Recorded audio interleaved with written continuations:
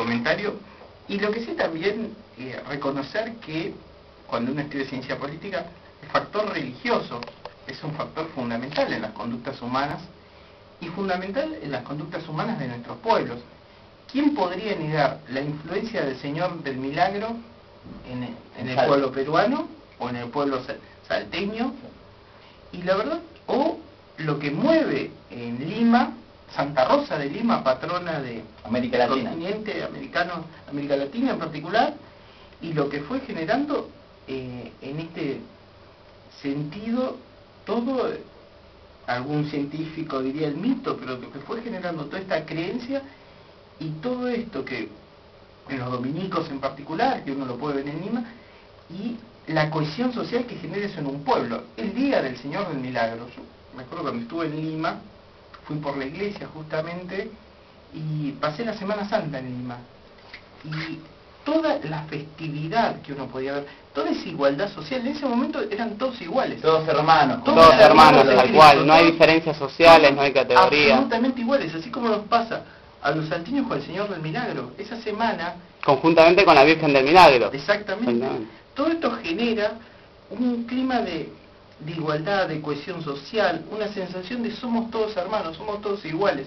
Y eso es lo que creo que nos hace falta a los pueblos latinoamericanos, esto de dejar de pelear y de convertirnos en hermanos. Y muchas veces el factor religioso es lo que nos une, lo que realmente nos hace pensar en el mañana, y no pequeñas divisiones. Creo que la verdad es muy importante generar esto, y es muy importante para aquel que quiere conocer sobre la ciencia política y los comportamientos de los pueblos y los comportamientos de los ciudadanos, también realmente tomar esta variable que es inescindible del ser humano, aunque haya mayores o menores niveles de creencia. Esto no implica obligar a nadie a creer en una fe determinada, sino reconocer que esto existe.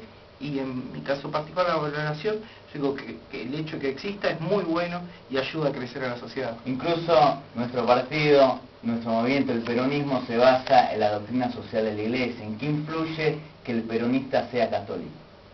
Yo creo que el peronismo tiene como base la doctrina social de la Iglesia, y tiene esa base solidaria de la doctrina social de la Iglesia, y luego fueron tomando el peronismo gente de buena fe de otras religiones, incluso ateos, incluso de personas que no creen, pero en la solidaridad que por derecho natural y que por un sentimiento noble que tienen las personas, y aquellas personas que tomamos esta vocación de la política, en su mayoría lo hacen en principio basado en querer mejorar las cosas. Y creo que una doctrina que habla en querer mejorar las cosas, en hablar de un movimiento que es solidario y de tratar de ayudar al que es más débil, desde luego que genera mayores atractivos, y que genera, inclusive en aquellos que no creen, genera esto, genera solidaridad y genera ganas de cambiar las cosas para bien, desde luego.